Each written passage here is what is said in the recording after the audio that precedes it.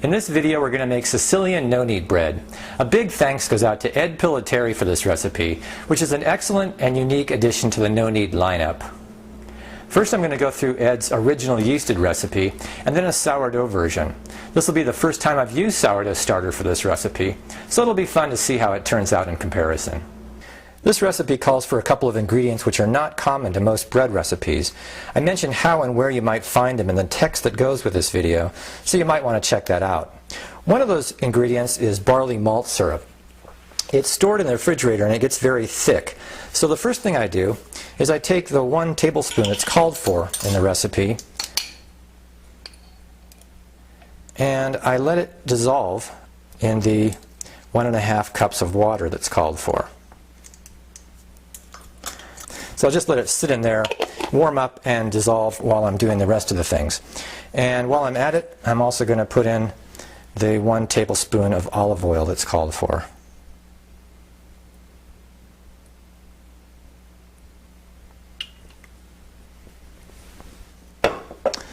So I've got all my liquids done and in one place.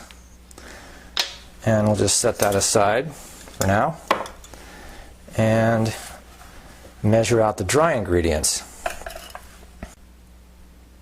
Durum flour is the other not so common ingredient you'll want to read about, and the recipe calls for 300 grams of durum flour.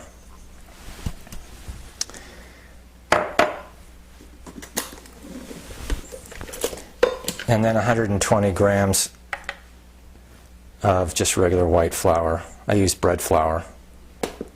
All-purpose flour is okay too. So there's 120 grams of flour. By the way, 300 grams of durum flour is about 2 cups, and 120 grams of white flour works out to be about a cup. And then I just add the 1/4 teaspoon, and that's all it takes, is a 1/4 teaspoon of instant yeast.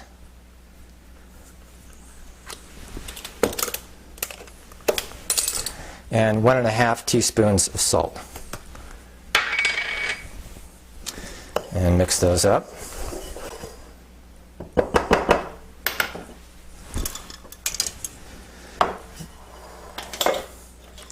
Now let's see how the barley malt syrup is doing. I'll just stir it around a little bit, kind of speed up the process.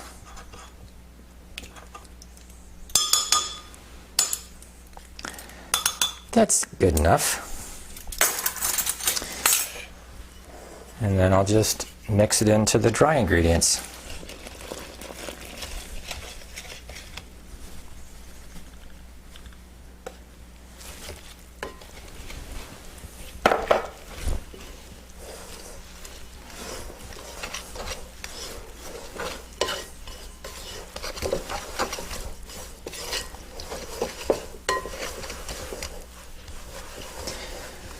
This part looks like most other no-knead recipes, doesn't it? That's because, except for the unique ingredients, it is very much the same. Now you'll notice after a whopping 10 seconds of mixing, it's already pretty much done. Now I want you to take a real close look at the consistency of this dough.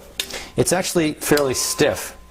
It has a fair amount of body to it. I think one of the mistakes a lot of people make when they're starting off making no-knead bread is that it's just a little bit too runny.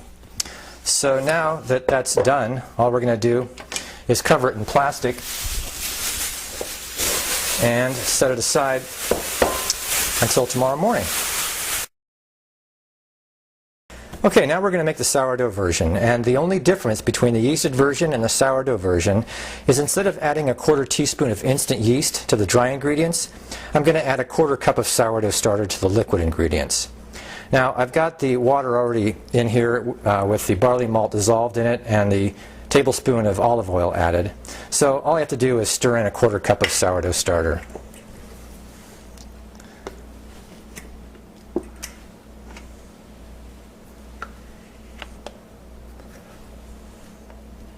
Don't be tempted to use more than a 1/4 cup because that's all you need.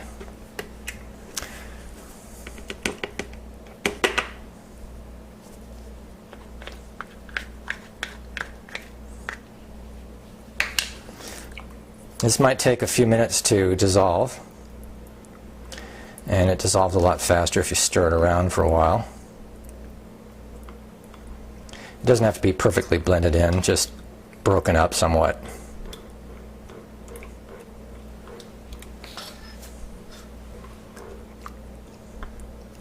Okay, that's good enough. Now we'll just mix that into the dry ingredients. I've already weighed out the flours, the 300 grams of durum flour and the 120 grams of white flour. It's about 3 cups total. And of course you don't want to forget the salt. I've done that before, and it'll be very bland without it.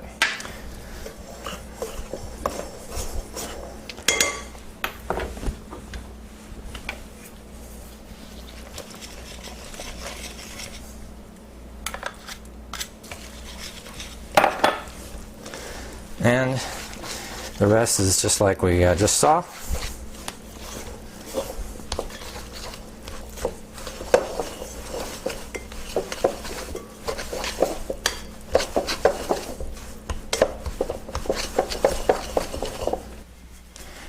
you see how stiff this dough turned out? You actually might not want it this thick. A stiffer dough tends to rise better, and a more liquidy dough tends to have bigger holes. So part of the fun and challenge of this is striking just the right balance for your personal preferences. And again, we'll just set this aside and cover with plastic until tomorrow morning. Now this looks like a cloth bag, but it's actually a plastic lined cloth bag.